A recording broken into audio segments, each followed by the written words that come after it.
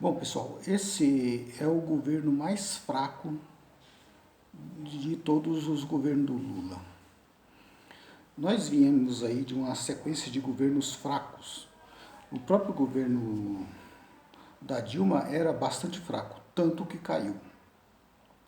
E o governo que tomou posse depois da queda da Dilma e tomou posse porque derrubou a Dilma, foi o governo do Michel Temer, que também era muito fraco.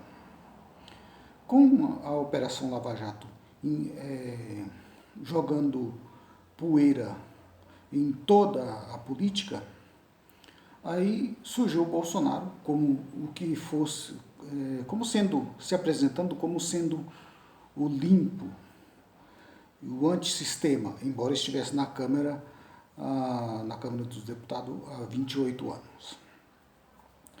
Bom, Bolsonaro foi eleito e formou-se um governo fraco. Em princípio, Bolsonaro disse que não ia compor com bandidos, é aquela ladainha que a gente conhece, né? De negar a política factual. O governo Bolsonaro foi um desastre que todos vimos e mesmo assim se manteve firme e teve quase a metade dos votos brasileiros. Por quê? O governo Bolsonaro era para ter caído já logo no primeiro, no máximo no segundo ano, pelos crimes que o governo cometeu. E para não cair, o governo do Bolsonaro criou o orçamento secreto, porque começou a comprar a vontade dos deputados.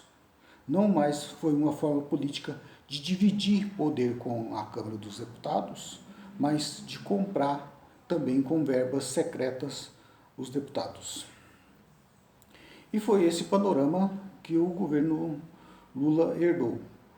O Lula conseguiu vencer as eleições com um pouco menos de 2 milhões de votos à frente do Lula, e mesmo assim é um governo fraco. Por quê? Porque não teve uma vitória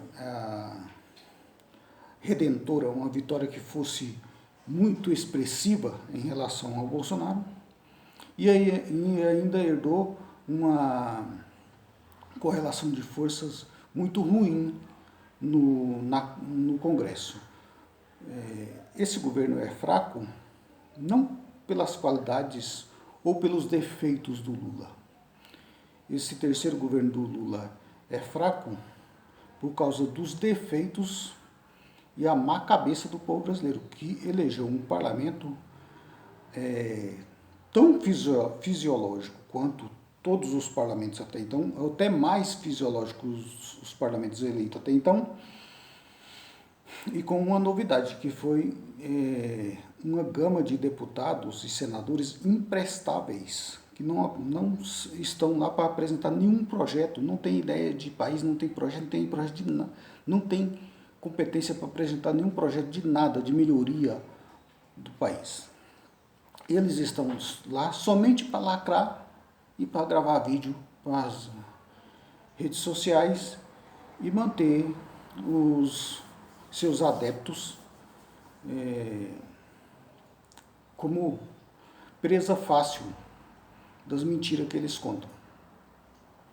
E nesse contexto, Arthur Lira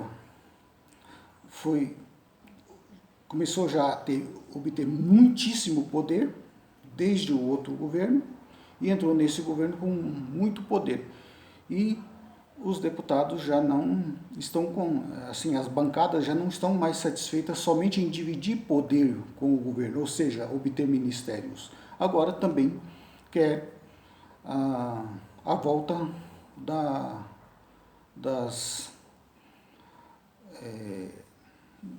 desse dinheiro secreto, né, que os deputados, das emendas secretas dos deputados, porque todo deputado tem direito a ter emendas. E no governo passado foi inaugurada a ideia das emendas secretas, onde ficaria oculto o nome dos deputados para a quem o governo está atendendo com as emendas.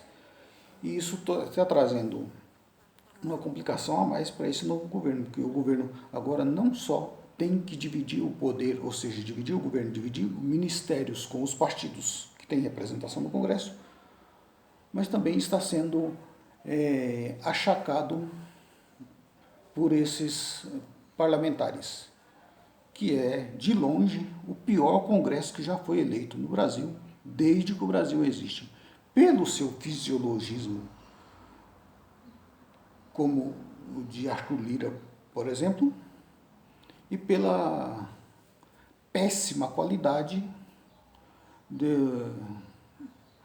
dos parlamentares, que, além de fisiologista, que é a parte ainda que é razoável do Congresso, agora nós temos a parte lunática do Congresso, que é essa que vive de fazer lacração nas redes sociais e não apresenta, não tem nenhum projeto para o país. O único projeto deles é chantagear o novo governo. Por isso, esse é um governo fraco. Não pelas qualidades ou os efeitos do Lula, mas pelas qualidades, pela má qualidade, pela má eleição que o povo brasileiro fez no parlamento, elegendo parlamentares absurdamente, nem incompetentes, mas absolutamente imprestáveis. Não são capazes de produzir absolutamente nada de útil.